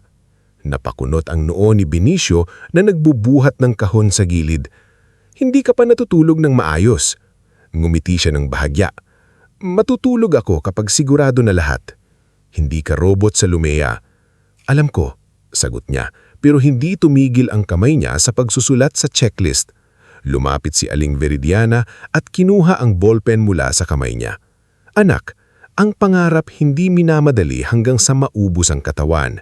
Maupo ka, kakain ka muna. Hindi nakatanggi si Salomea. Umupo siya sa maliit na bangko sa likod ng bakery. Habang hinakain niya ang mainit na tinapay at sabaw, napatingin siya sa mga taong nasa paligid niya. Si Chef Orestes na seryosong sinusuri ang recipe sheet. Si Rian na naglalagay ng label sa mga bote. Si Benicio na tahimik na inaayos ang kahon para hindi mabasag sa biyahe. Si Aling Veridiana na parang inang nagbabantay sa lahat. Si Mang Tibor na kahit may edad ay gumagawa pa rin ng maliit na wooden display stand para sa booth nila. Wala roon ang pamilya niyang kadugo, pero sa unang pagkakataon, hindi iyon nagparamdam sa kanya ng kawalan. Hanginalip, naramdaman niyang may nabubuko siyang bagong uri ng tahanan. Kinabukasan ng madaling araw, bumiyahe sila papuntang Cabisera. Sakay sila ng maliit na van na inarkila ni Donato Esgora bilang tulong sa mga local producer na sasali sa food fair. Sakay sa biyahe ang ilang kahon ng produkto, wooden sign na may nakasulat na Basilisa Harvest Kitchen at simpleng dekorasyon gawa sa abaka, tuyong dahon at lumang larawan ni Lola Basilisa na ipinasok ni Salomea sa maliit na frame. Pagdating sa venue, halos manlumo si Salomea sa laki ng lugar. May malalaking booth na may LED signs, may uniformed staff, may imported-looking displays, at may mga brand na kilala na sa buong region. Sa gitna ng lahat ng iyon, ang booth nila ay maliit lamang, isang mesa, ilang kahon, wooden stand, at mga produktong pinaghirapan nilang gawin sa kusina ni Aling Veridiana. Chef, mahinang sabi ni Salomela, parang hindi kami bagay dito. Bakit? Dahil hindi kumikislap ang booth mo? Ang gaganda po kasi ng kanila. Maganda rin ang sayo, iba lang. Ang kanila binayaran, ang sayo pinaghirapan. Tumabi si Benicio sa kanya at maingat na inilagay ang picture frame ni Lola Basilisa sa mesa. At may kwento. Napatingin si Salomea sa larawan ng kanyang lola. Sa ngiti nito, parang may lakas na lumipat sa kanya. Sige, sabi niya, huminga ng malalim. Ayusin natin. Maghapon silang naghanda. Si Rihan ang naglilista ng inventory. Si Naldo at Kesha ang nag-aayos ng tasting spoons at maliit na tinapay para patikim. Si Juniver ang nagdidikit ng price tags. Si Benicio ang naglalagay ng boxes sa ilalim ng mesa. Habang si Chef Orestes ay tahimik na nagmamasid. Nagbibigay lamang ng payo kapag kailangan. Sa unang oras ng food fair, mabagal ang dating ng tao sa booth nila. Marami ang napapatingin pero dumidiretso sa mas malaking brands. May ilang bumibili ng isang bote pagkatapos makatikim, ngunit hindi pa iyon sapat para mawala ang kaba ni Salomea. Normal yan, sabi ni Rihan. Hindi ka nila kilala. Kailangan muna nilang tikman. Tumanggo si Salomea. Oo, hindi naman kailangan madaliin.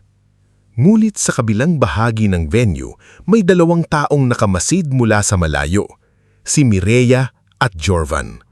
Hindi sila opisyal na bisita sa food booth, ngunit pumasok sila gamit ang mga passes na nakuha ni Jorvan sa kakilala niya sa organizing committee.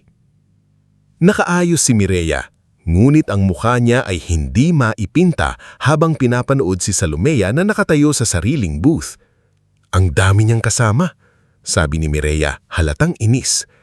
Ngumisi si Jorvan. Kahit gaano karami kasama niya, maliit pa rin siya. Isang reklamo lang tungkol sa sanitation. Tanggal siya rito. Napalingon si Mireya sa kanya. Sigurado ka ba sa gagawin mo? Ngayon ka pa atras, tanong ni Jorvan. Ikaw ang nagsabing ayaw mo makita siyang umaangat. Hindi nakasagot si Mireya. May saglit na pag-aalinlangan sa mata niya, ngunit nalunod iyon ng inggit. Sa loob niya, hindi niya natanggap na ang ate niyang laging nasa dulo ng mesa ay ngayon may sariling booth, sariling angalan at sariling mga taong naniniwala sa kanya. Makalipas ang isang oras habang abala sina Salomea sa pagtanggap ng mga tumitikim, may lalaking nakakap na lumapit sa gilid ng booth. Hindi ito bumili, hindi rin ito nagtanong. Saglit lamang itong yumuko malapit sa storage box sa ilalim ng mesa, saka mabilis na umalis. Napangsin yun ni Kesha. Ate Salomea, bulong niya, may lalaking kanina papaikot-ikot dito. Napatingin si Salomea sa direksyong itinuro ni Kesha, ngulit nakalayo na ang lalaki. Bumilis ang tibok ng puso niya. Naalala niya ang nangyari sa Casa Maritima. Naalala niya si Poldo, ang baso, ang bulong ni Chef Orestes. Rihan, tawag niya. Check natin ang storage. Agad silang yumuko sa ilalim ng mesa. Doon, nakita ni Salomea ang isang maliit na plastic container na hindi nila dala. Nang buksan ni Rihan, napaatras ito. Sirang dairy, sabi nito. Amoy panis. Nanigas si Salomea. Hindi atin yan, sabi ni Benicio, galitang boses. Alam ko, sagot ni Salomea. Ngulit pinilit niyang manatiling kalmado. Huwag gagalawin ang kamay. Rihan, pikturan mo. Naldo, tawagin mo si Chef Orestes. Kesha, hanapin mo ang nearest organizer. Hindi siya nagwala. Hindi siya sumigaw. Sa halip, ginawa niya ang itinuro sa kanya ni Chef Orestes. Dokumento muna. Kilos ng tama. Huwag hayaang sirain ng emosyon ang ebidensya. Ilang minuto lang, dumating si Miss Araceli Vardona, ang food safety inspector ng event. Kasama nito ang dalawang organizer. Mahigpit ang mukha nito habang nakatingin sa container. Kanino ito? Tanong ni Miss Araceli. Hindi po sa amin, mahinang sagot ni Salomea. May inventory sheet po kami, sealed ang lahat ng products namin at may picture kami ng booth setup bago mag-open. Wala po yan kanina. Madaling sabihin yan, sagot ng inspector. Tumanggo si Salomea. Opo, kaya po handa kaming ipakita ang lahat ng records. Inilabas ni Rihan ang inventory checklist, timestamp photos, temperature log at listahan ng ingredients. Si Chef Orestes naman ay nagpakilala bilang consultant at nagbigay ng maikling paliwanag tungkol sa process nila. Hindi nagsalita si Miss Araceli habang sinusuri ang mga dokumento. Isa-isa niyang binuksan ang sealed containers, tiningnan ang labels, anamoy ang produkto at sinuri ang storage area. Habang ginagawa iyon, tahimik si Salomea. Ngunit ramdam niya ang tingin ng ibang booth owners at mga dumaraang bisita. May ilan ang bumubulong. May ilan ang kumukuha ng video. Sa malayo, nakangiti si Jorvan. Ngunit unti-unting nawala ang ngiti iyon nang lumapit ang security staff dala ng tablet. Ma'am Araceli, sabi ng security officer, may CCTV angle sa aisle. Nakita po namin ang lalaking naglagay ng container. Ipinakita nila ang footage. Kitang-kita ang lalaking nakakap na palihim na naglagay ng plastic container sa storage area. Ilang segundo bago iyon, makikita rin itong may kausap sa gilid ng venue. Nang i-zoom ng security ang frame, namutla si Mireya. Si Jorvan ang nasa video. Naramdaman ni Salomea na parang umikot ang paligid. Naroon na naman ang pangalan ng pamilya niya sa likod ng paninira. Ngunit handil na lumapit at sampalin si Jorvan, tumingin siya kay Attorney Leontina na dumating din pala matapos tawagan ni Benicio. Attorney, Sabi ni Salomea, ano po ang dapat gawin? Hayaan nating ang security at organizers ang kumilos, sagot ni Atty. Leontina. Huwag mong sirahin ang posisyon mo. Lumapit ang mga security kina Jorvan at Mireya. Sinubukan pang tumanggi ni Jorvan. Coincidence lang yan, sabi niya. Nasa event ako, so what?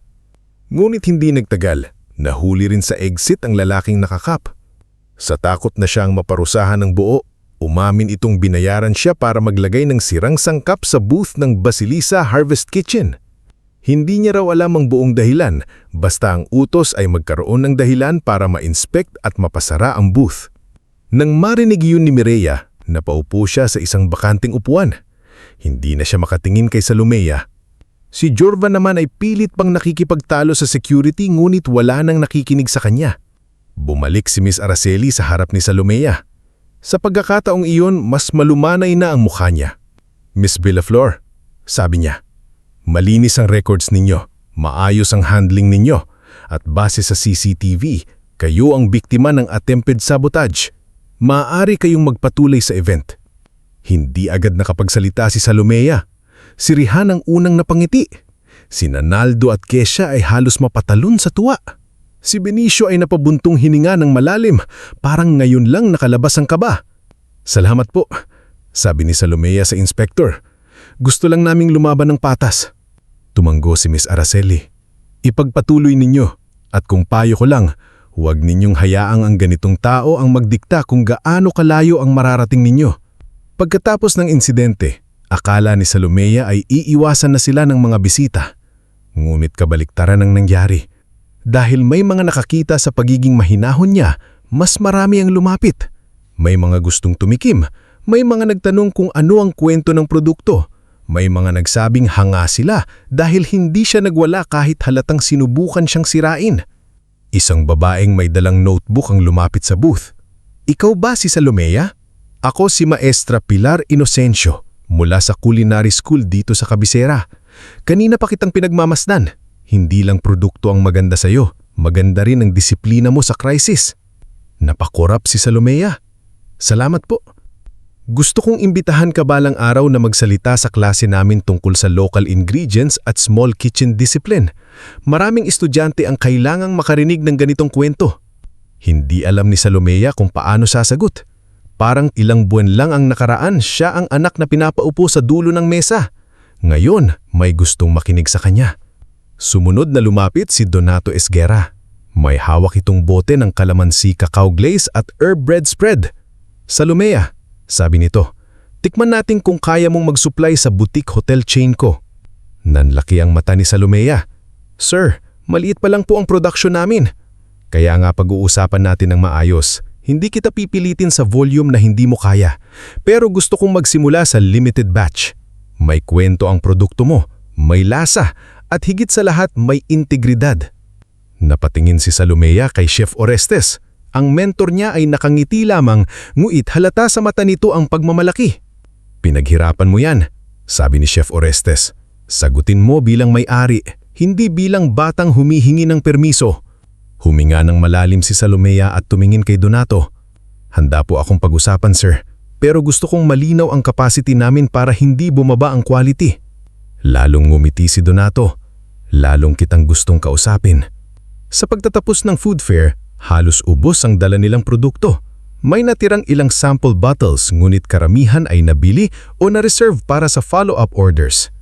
Pagod na pagod ang lahat, ngunit ang pagod na iyon ay ibang-iba sa dating pagod ni Salomea. Noon, napapagod siya dahil laging may ipinapagawa sa kanya ng walang pasasalamat. Ngayon, napapagod siya dahil may binubuo siyang sariling kinabukasan. Habang nagliligpit sila, lumapit si Benicio dala ang kahuling kahon. Alam mo, sabi nito, kanina nung nagsasalita ka kay Donato, parang ibang tao ka. Napatingin si Salomea. Ibang tao? Hindi. Ikaw pa rin, pero parang ngayon mo lang pinayagang makita ng mundo kung sino ka talaga. Namula ng bahagya si Salomea. Ang lalim mo magsalita.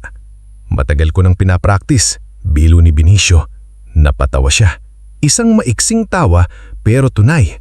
Sa kabila ng lahat ng nangyari, may liwanag na pumasok sa araw na iyon. Ngunit sa kabilang banda, hindi ganon ang naging gabi ni Mireya at Jorvan. Sa labas ng venue, nag-away sila. Galit na galit si Jorvan dahil muntik na siyang mahuli ng organizers at posibleng madamay sa legal complaint. Kasalanan mo ito sa Mireya. Kung hindi ka insecure sa ate mo, hindi ako mapapasubo. Napaatras si Mireya. Ako? Ikaw ang gumawa ng plano. Dahil ikaw ang iyak ng iyak na hindi mo matanggap na siya ang pinag-uusapan. Para siyang sinampal ng katotohanan. Wala siyang naisagot. Umalis si Jorvan, iniwan siyang mag-isa sa parking area, Hawak ang cellphone na puno ng missed calls mula kay Celerina. Pag-uwi ni Mireya sa bahay, nadatnan niya sina Romulo at Celerina na nagtatalo dahil sa demand letter ni Atty. Leontina at sa balitang may panibagong ebidensya na naman laban sa kanila. "Hindi mo dapat pinakailaman ng food fair," sigaw ni Romulo kay Mireya. "Ako ang sinisisi ninyo," umiiyak na sagot ni Mireya. "Kayo ang nagsimula nito sa restaurant." Natahimik ang bahay. Sa unang pagkakataon, hindi na nila kayang magkunwaring normal ang pamilya nila. Ang mga kasinungalingang matagal nilang binalot sa salitang para sa pamilya ay isa-isang bumabalik sa kanila. Sa kwarto ni Mireya, nakita niya ang recipe journal na regalo ni Salomea noong graduation dinner. Naiwan pala iyon sa bag niya, hindi niya man lang binasa noon. Binuksan niya ang unang pahina at nabasa ang mensahe ng ate niya. "Para kay Mireya, sana balang araw may maluto kang bagay na magpapasaya sa ibang tao, hindi lang sa sarili mo. Ate Salomea." Doon siya unang napaiyak ng hindi dahil sa takot na mapahiya. Umiyak siya dahil sa isang saglit, nakita niya ang sarili sa salamin ng mga salitang iyon. Buong buhay niya, tinuruan siyang maging espesyal, pero hindi siya tinuruang maging mabuti. Samantala, makalipas ang ilang araw, bumalik si Salomea sa lupa ni Lola Basilisa dala ang magandang balita. May offer mula kay Donato, may imbitasyon mula kay Maestra Pilar, at may lumalaking suporta mula sa mga taong nakakita ng nangyari sa food fair. Nakatayo siya sa gitna ng taniman habang ikinakabit ni Mang Tibor ang mas matibay na sign ng Basilisa Harvest Kitchen. "Dati," sabi ni Salomea, "akala ko ang lupaing ito ang huling bagay na natira sa akin. Ngayon parang ito pala ang unang bagay na tunay na sa akin." Ngumiti si Mang Tibor. "Hindi lang lupa ang minana mo, hiha. Minana mo rin ang tibay ng lola mo." Dumating si Atty. Leontina ng hapon niyon. May dala itong dokumento at seryosong balita. "Salomea," sabi niya, "tumawag ang panig ng pamilya mo. Gusto nilang makipag-meeting, mediated, kasama ang lahat." Tumahimik ang paligid. Si Benicio ay napatingin agad kay Salomea. Si Chef Orestes na may hawak na basket ng kakao ay tumigil din. "Para humingi ng tawad?" tanong ni Salomea. "Hindi ko masasabing ganun agad," sagot ni Atty. Leontina. "Maaaring gusto nilang ayusin ang legal problem bago lumaki. Maaaring gusto nilang pigilan ang kaso, kaya kailangan mong maging handa." Dati, maninginig si Salomea sa ideyang aharapin ang kanyang pamilya. Dati, baka humingi siya ng permiso kahit siya ang nasaktan. Ngunit ngayon, habang nakatayo siya sa lupang unti-unti nang nabubuhay, iba na ang sagot niya. "Haharap ako," sabi niya, "pero hindi mag-isa at hindi para magmakaawa." Tumanggo si Atty. Leontina. "Mabuti." Tumingin si Salomea sa mga punong kalamansi, sa bagong ayos na taniman, sa maliit na kusinang pinapangarap niyang maitayo roon. Naalala niya ang gabing tumakas siya sa back door ng Casa Maritima. Noon, akala niya katapusan na iyon ng pag-asa niyang mahalin ng pamilya. Hindi niya alam, iyon pala ang simula ng pagmamahal niya sa sarili. Habang papalubog ang araw, lumiwanag ang buong lupain sa kulay ginto. Sa bahay ng mga Villaflor, takot at gulo ang nanghahari. Ngunit sa Basilisa Harvest Kitchen, may mga kahon na inaayos, mga binhing itinatanim at mga taong naniniwalang may kinabukasan ng isang babae na minsang inakala nilang madaling patahimikin. At sa gitna ng lahat, si Salomea ay tahimik na nakatayo, hindi na bilang anak na itinulak sa dulo ng mesa, kundi bilang babaeng unti-unting inaangkin ng buhay na matagal nang ipinagkait sa kanya. Bago tayo magpatuloy sa huling bahagi ng ating istorya, i-comment mo naman kung taga saan ka at anong oras ka nanonood ngayon. Dahil sa puntong ito, makikita natin na hindi lahat ng sugat ay naghihilom sa simpleng salitang patawad. Minsan, kailangan munang lumabas ang buong katotohanan, kailangang managot ang mga nanakit, at kailangang matutunan ng isang tao na ang pagpapatawad ay hindi ibig sabihing ibabalik mo ang sarili mo sa lugar kung saan ka minsang winasak.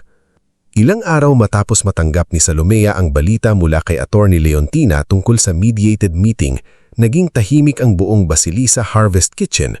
Hindi dahil nawala ang saya sa mga taong naroroon, kundi dahil alam nilang ang susunod na hakbang ay hindi simpleng usapang pamilya.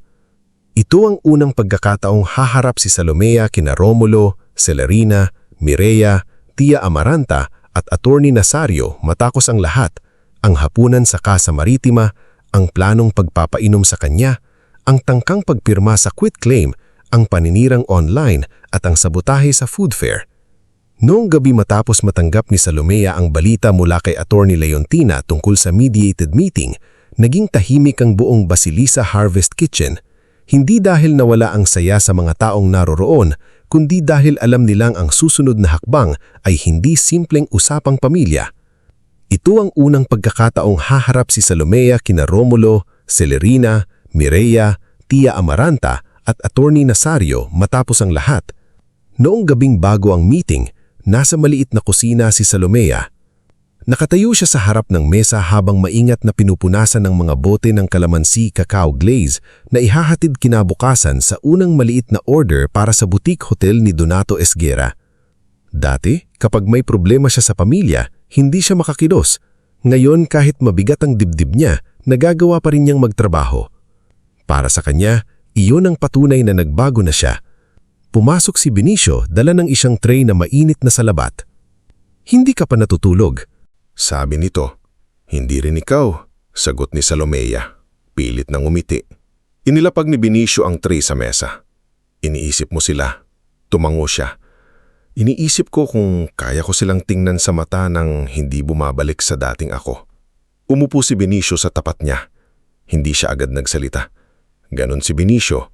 Hindi niya minamadali ang lungkot ni Salomea. Hindi niya pinupuno ng payo ang katahimikan kung hindi naman kailangan. Maya-maya, marahan niyang sinabi, "Hindi mo kailangang patunayan na matapang ka bukas. Napatunayan mo na yun. Ang kailangan mo lang, sabihin ang totoo." Napatingin si Salomea sa kanya. "Paano kung humingi sila ng tawad? Karapatan mong pakinggan. Karapatan mo ring hindi agad ibalik ang tiwala." Napatanggu si Salomea. Iyon ang bagay na matagal niyang hindi alam noon. Akala niya kapag kadugo, kailangan laging pagbigyan. Akala niya kapag magulang, kahit gaano kasakit ang ginawa, kailangang yumuko at tanggapin. Pero sa mga nagdaang buwan, natutunan niyang ang paggalang sa magulang ay hindi nangangahulugang pagbura sa sarili. Kinabukasan, nagpunta sila sa opisina ni Attorney Leontina. Kasama ni Salomea si Benicio, Chef Olestes, Rehan at Mang Tibor. Si Aling Viridiana ay hindi nakasama dahil may kailangang bantayan sa bakery. Ngunit bago umalis si Salomea, hinawakan nito ang kanyang mukha at sinabing, "Anak, hindi mo kailangang sumigaw para marinig ka. Tumayo ka lang ng tuwid." Pagdating nila sa conference room, naroon na ang pamilya Villaflor. Si Romulo ay halatang tumanda sa loob lamang ng ilang linggo. Ang dati nitong mayabang na tindig ay napalitan ng balikat na tila may pasan na mabigat. Si Celerina naman ay nakaporma pa rin, ngunit hindi na kasing talas ang tingin. Si Mireya ay tahimik sa gilid, walang make-up na makapal, walang marangyang ngiti. Nasa harap niya ang lumang recipe journal na ibinigay ni Salomea noong graduation dinner. Tia Amaranta ay nakaupo sa tabi ni Attorney Nazario, halatang kabado pero pilit pa ring nagmumukhang matapang. Pagpasok ni Salomea, saglit na tumahimik ang buong silid. "Salomea," mahinang sabi ni Romulo. Tumigil siya, tumingin sa ama at tumango lamang. "Pa." Walang yakap, walang halik sa kamay, walang pilit na pagpanggap. Naupo siya sa tabi ni Attorney Leontina, inilapag ang folder sa mesa at hinintay magsimula ang usapan. Si Attorney Leontina ang unang nagsalita. "Narito tayo hindi para magtago sa salitang pamilya. Narito tayo para linawin ang nangyari, ang pananagutan at ang legal na kasunduan na poprotekta kay Miss Salomea Villaflor mula sa anumang karagdagang panlilinlang, paninirang puri o panggigipit." Napakilo si Celerina. "Attorney, masyado namang mabigat ang salitang panlilinlang. Nagkaroon lang kami ng hindi pagkakaunawaan." Tahimik na tinignan siya ni Salomea. Dati kapag nagsalita si Celerina ng ganon, nanginginig agad ang loob niya. Ngayon masakit pa rin pero hindi na siya nababasag. "Hindi po misunderstanding ang may inilagay sa baso ko," sabi ni Salomea. Napalingon si Celerina sa kanya. "Wala kang preba na kami ang may kagawan noon." Tumikhim si Attorney Leontina at binuksan ang laptop. "Kung ganon, simulan natin sa Casa Maritima footage." Lumabas sa screen ang video mula sa restaurant. Nakita nila si Poldo sa beverage counter, ang maliit na vial, ang tray na nakalaan sa upuan ni Salomea. Sunod ipinakita ang footage sa hallway kung saan makikitang may tauhan si Jorvan ni nakikipag-usap kay Poldo. Pagkatapos, ipinakita ang statement ni Poldo na inirecord kasama ang legal counsel ng restaurant kung saan inamin niyang inutusan siya ng tauhan ni Jorvan kapalit sa pera. Hindi raw sinabi sa kanya ang buong plano, ngulit malinaw na ang basong iyon ay para kay Salomea lamang. Namula ang mukha ni Celerina. Si Romulo ay napayuko. Si Mireya ay napapikit. Parang bawat segundo ng video ay sampal sa kanya. Si Tia Amaranta naman ay sumingit agad. Hindi namin alam ang tungkol sa baso. Huwag ninyong idamay ang lahat.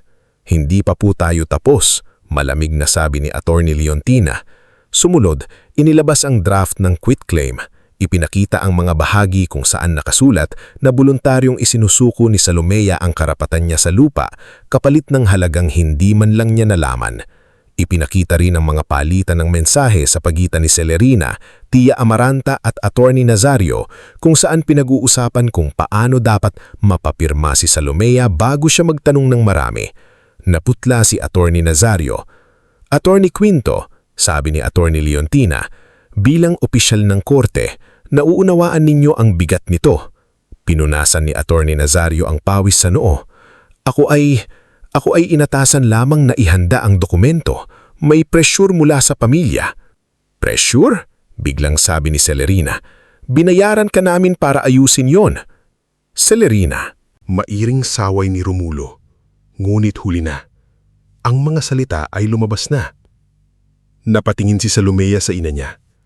Hindi siya nagulat. Sa totoo lang, mas masakit ang hindi siya magulat. Ibig sabihin, sanay na siyang asahan ng pinakamasama mula sa kanila. Sunod na tinalakay ang paninirang online ni Selmo at ang sabotahe sa food fair. Ipinakita ang footage kung saan nakitang may koneksyon si Jorvan sa lalaking naglagay ng sirang sangkap sa booth ng Basilisa Harvest Kitchen. Ipinaliwanag ni Attorney Leontina na hiwalay na pananagutan iyon at itutulong ang reklamo laban kay Jorvan at sa kasabwat nito. Si Mireya, na kanina patahimik, biglang nagsalita. Ate, napatingin si Salomea sa kanya. May luha sa mata ni Mireya, ngunit hindi na iyon katulad ng dati niyang iyak na laging may kasamang arte at pagsisi sa iba. Ngayon, tila nahubaran siya ng lahat ng palamuting nagpapanggap na wala siyang kasalanan. Hindi ko alam ang tungkol sa baso, sabi ni Mireya. Pero alam ko ang tungkol sa papeles. Alam ko na gusto nilang mapirma ka. At sa food fair, hindi ko pinigilan si Jorvan. Alam kong may gagawin siya. Hindi ko lang inisip kung gaano kasama. Napatitig si Celerina sa kanya. Mireya! Umiling si Mireya. Umiiyak. Tama na ma. Pagod na akong maging paborito ninyo kung ibig sabihin kailangan kong maging masama para lang manatiling mataas sa paningin ninyo. Tahimik ang silid. Tumingin si Mireya kay Salomea. Inggit ako sa iyo, ate. Buong buhay ko akala ko ako ang lamang dahil ako ang pinapansin. Pero noong nakita kong may mga taong pumili sa iyo kahit hindi mo sila kadugo, doon ko naramdaman na baka ako pala ang kulang. Baka ako pala ang walang totoong naipundar kundi papuri ninyo. Naninginig ang labi ni Salomea. Hindi niya alam kung handa ba siyang marinig iyon. Bahagi ng puso niya ang gustong yakapin ng kapatid. Ngulit mas malaking bahagi niya ang naaalala ang bawat pagtawa, bawat pangmamaliit, bawat pagkakataong pinili ni Mireya na manahimik habang sinasaktan siya. Salamat sa pag-aamin, sabi ni Salomea. Pero hindi ibig sabihin nito ay okay na ang lahat. Tumanggo si Mireya, humahagulgol. Alam ko. Si Romulo naman ang sumunod na nagsalita. Halos hindi niya maiangat ang tingin. Salomea, sabi niya, mabigat ang boses. Marami akong dapat pinigilan, marami akong dapat sinabi, pero mas pinili kong manahimik dahil ayokong magkagulo. Akala ko pagiging mabuting ama ang hindi kumukonsya, pero ngayon alam kong duwag lang ako. Matagal siyang tinignan ni Salomea. Ito ang ama niyang buong buhay niyang hinintay na ipagtanggol siya. Ang ama niyang naroon sa bahay, ngulit hindi naroon para sa kanya. Pa, sabi niya, Alam niyo po ba kung ilang beses akong tumingin sa inyo noon, umaasang magsasalita kayo para sa akin? Napapikit si Romulo. Alam niyo po ba kung ilang beses kong inisip na baka kapag mas mabait ako, mas masipag, mas tahimik, mamahalin ninyo rin ako? Tumulo ang luha ni Romulo. Patawarin mo ako, anak. Napakagat si Salomea sa labi. Ang salitang anak, noon niya gustong-gustong marinig, pero ngayong narinig niya, hindi pala nito kayang burain ang lahat. Hindi pa kaya, mahinang sabi niya. Hindi ngayon. Walang nakasagot. Si Celerina, na kanina papilit na matigas, unti-unting bumigay. Ginawa ko lang ang akala kong makakabuti sa pamilya. Doon unang tumaas ng bahagya ang boses ni Salomea. Hindi dahil sa galit na walang kontrol, kundi dahil sa sakit na matagal nang pinipigil. Kasama po ba ako sa pamilyang iyon, ma? Natigilan si Celerina. Kapag kailangan ng maghuhugas ng pinggan, pamilya ako. Kapag kailangan ng mapipirmahin sa lupa, pamilya ako. Kapag kailangan ng mukha sa picture ni Mireya, pamilya ako. Noong kailangan ko ng yakap, suporta, kahit simpleng tanong kung pagod na ba ako, saan ang pamilya? Walang ingay sa silid maliban sa hikbi ni Mireya. Bumaba ang tingin ni Celerina. Sa unang pagkakataon, wala siyang naisagot. Natapos ang meeting hindi sa yakapan, kundi sa malinaw na kasunduan. Pumirma sina Romulo, Celerina at Tia Amaranta sa legal undertaking na hindi na nila papakialaman ang lupa ni Lola Basilisa. Hindi na nila pipilitin si Salomea sa anumang dokumento at maglalabas sila ng public apology upang bawiin ang maling paratang laban sa kanya. Si Attorney Nazario ay haharap sa reklamo sa professional board. Si Jorvan at ang kasabwat nito sa food fair ay itutulong ang kaso. Si Mireya, na voluntaryong pumayag na magbigay ng written statement tungkol sa nalalaman niya sa tangkang panloloko. Paglabas ng opisina, huminto si Salomea sa hagdan. Malalim ang hininga niya. Parang ngayon lang nakalabas sa dibdib ang bigat ng maraming taon. Lumapit si Chef Orestes. Kumusta ka? Masakit pa rin, pero mas magaan na. Tumanggo ang chef. Yun ang simula. Lumipas ang 2 taon. Ang dating lupang pinagtatawanan nila ay hindi na matatawag na tiwangwang. Sa gitna ng San Aurelio Upland, nakatayo na ang maliit ngulit maayos na production kitchen ng Basilisa Harvest Kitchen. May puting pader, malinis na work tables, storage room, herb garden, at receiving area kung saan inilalagay ang mga bagong aning kalamansi at kakao. Sa labas, nakatayo ang mas malaking wooden sign na ginawa ni Mang Tibor bago ito tuluyang nagretiro sa pag-aayos ng sapatos. Si Salomea Mayon ay hindi naging bigla ang milyonarya at yun ang mas totoo. Hindi naging parang pelikula na sa isang gabi ay nabawi niya ang lahat. Sa loob ng 2 taon, napagod siya. Nagkamali sa production, natuto sa accounting, nakipag-usap sa suppliers, nagbayad ng utang at minsan ay umiiyak pa rin sa gabi kapag naiisip ang nakaraan. Pero sa bawat araw, may malinaw na direksyon ng buhay niya. Ang limited batch nila para sa boutique hotels ni Donato Esguera ay naging regular supply. Ang culinary school ni Maestra Pilar Inocencio ay ilang beses na siyang inimbitahang magsalita tungkol sa local ingredients at food safety discipline. Si Chef Orestes ay naging formal consultant ng Basilisa Harvest Kitchen, habang si Rehan ang namamahala sa quality control. Sina Naldo, Kesha at Juniver ay hindi na lang part-time helpers, naging trained staff na sila. Si Aling Veridiana naman ay naging supplier ng tinapay para sa tasting sets nila at tuwing may bagong produkto, siya pa rin ang unang tumitikim. Benicio ay nanatili sa tabi ni Salomea, ngulit hindi niya kailanman inangkin ang tagumpay nito.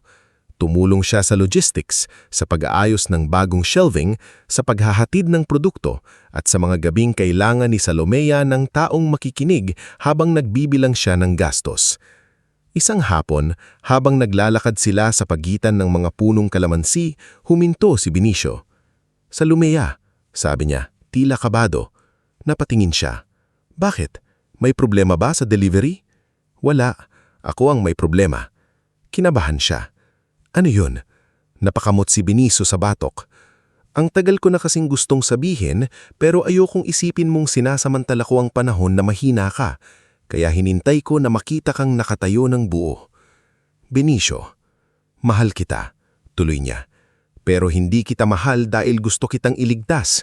Hindi ka na kailangang iligtas. Mahal kita dahil gusto kong sabayan ang lakad mo kung papayag ka. Matagal na natahimik si Salomea. Sa dating buhay niya, ang pagmamahal ay laging may kapalit, pirma, pagsunod, pananahimik. Ngayon, may taong nag-aalok ng pagmamahal nang hindi hinihingi ang sarili niya kapalit. Ngumiti siya nang may luhang kumikislap sa mata. Hindi ako madaling mahalin, Benicio. Ngumiti rin ito. Hindi ako nagmamadali. At sa unang pagkahataon, hinawakan ni Salomea ang kamay niya nang hindi takot.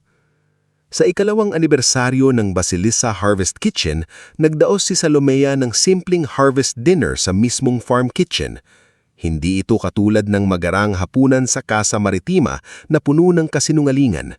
Dito, mahaba ang kahoy na mesa sa ilalim ng mga ilaw, may sariwang tinapay, herb-roasted chicken, kalamansi cacao glaze, mainit na tsaa, at tawanan ng mga taong tunay na naging bahagi ng pagbangon niya.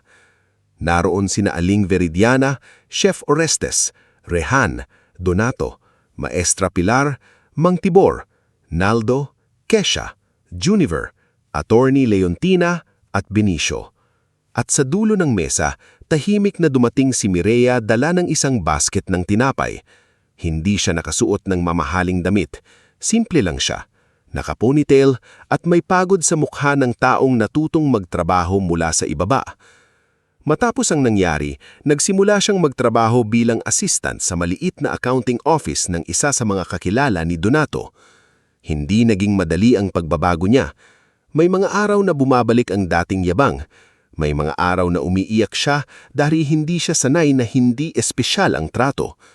Pero unti-unti, natutunan niyang halaga ng tao ay hindi nakukuha sa palakpak ng magulang. Lumapit siya kay Salomea. "Ate," sabi niya, mahina, "pwede ba akong tumulong maghain?" Tinignan ni Salomea. Sa pagitan nila ay nakatayo ang maraming taon ng sugat. Mulit naroon din ang posibilidad ng bagong simula, hindi bilang perpektong magkapatid agad, kundi bilang dalawang taong natutong maging totoo. "Sige," sagot ni Salomea. "Doon mo ilagay ang tinapay sa gitna." Ngumiti ng maliit si Mireya. "Salamat." Makalipas ang ilang minuto, dumating din sina Romulo at Celerina. Hindi sila sinalubong ng yakap, ngunit hindi rin sila itinaboy. Yun ang hangganang pinili ni Salomea. Pinayagan niya silang makita ang buhay na binuo niya, ngunit hindi niya na ibinigay sa kanila ang kapangyarihan na sirain ito. Habang kumakain ang lahat, tumayo si Chef Orestes at nagtaas ng baso ng tsaa. "Para kay Salomea," sabi niya. Ang babaeng natutong ang kusina ay hindi lang lugar ng pagluluto, kundi lugar ng katotohanan. At para kay Lola Basilisa na marunong pumili ng tao pagkakatiwalaan ng lupa. Nagpapalakpakan ng lahat. Si Salomea ay napatingin sa lumong larawan ng lola niyang nakalagay sa maliit na altar sa gilid ng kitchen. May kandila sa tabi nito at may sariwang kalamansi sa maliit na mangkok. Sa pagtatakos ng hapunan, lumakad si Salomea palabas ng production kitchen. Sumunod si Benicio, ngunit nanatili itong ilang hakbang sa likod. Hinayaang magkaroon siya ng sandali para sa sarili. Huminto si Salomea sa gitna ng taniman. Ang hangin ay may amoy ng lupa, dahon at bagong lutong tinapay. Sa malayo, naririnig niya ang tawanan ni Kesha at Juniver, ang boses ni Aling Veridiana at ang mahinang usapan ni Romulo at Mireya. Hawak ni Salomea ang sulat ni Lola Basilisa, iyon ding sulat na natagpuan niya sa lumang baol. Marahan niya itong binuksan kahit kabisado na niya ang laman. "Hindi pala ako iniwan sa wala, Lola," bulong niya. "Iniwan mo ko sa lugar kung saan ko matatagpuan ang sarili ko." Tumingala siya sa langit. Wala nang galit na kumakain sa dibdib niya. May kirot pa rin, oo. May alaala pa rin ng batang naghihintay mahalin. Ngunit higit doon, may kapayapaan. dahil sa wakas hindi na siya naghihintay sa dulo ng mesa. Sa sariling lupa, sa sariling kusina, kasama ang pamilyang pinili at ang ilang kadugong unti-unting natututong magsisi, natagpuan ni Salomea ang wakas na hindi nakasara sa sakit, kundi nagbubukas sa tahimik at tunay na buhay. At sa ilalim ng mga ilaw sa bukid, habang ang Basilisa Harvest Kitchen ay puno ng tawanan, pagkain at pag-asa, alam ni Salomea na ang pinakamahalagang pirma na ginawa niya sa buhay ay hindi ang pirma sa quitclaim na muntik nilang maagaw sa kanya. Ito ay ang tahimik na pangakong minsan niyang isinulat sa puso niya. Hindi na niya kailanman isusuko ang sarili para lang tawaging anak.